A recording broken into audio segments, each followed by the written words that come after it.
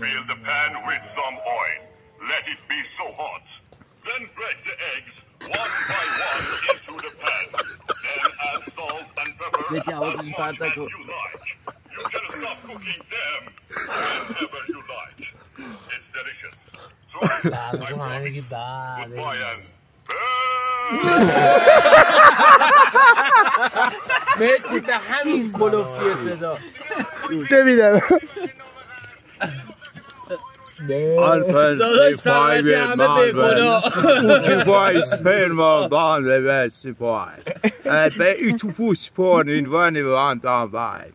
I think that for you then.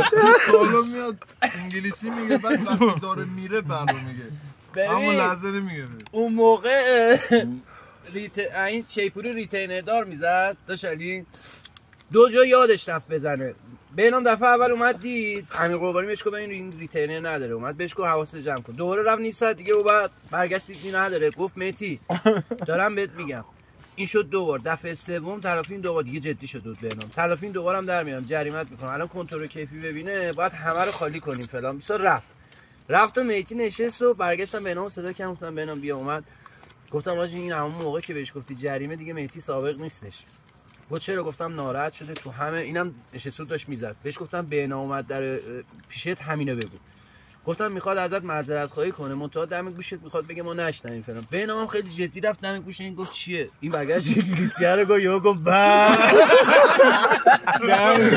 بعد ببین علی بهنام اینجوری که افتاد صدا داداش انشالله که همیشه شاد بشه آه جمع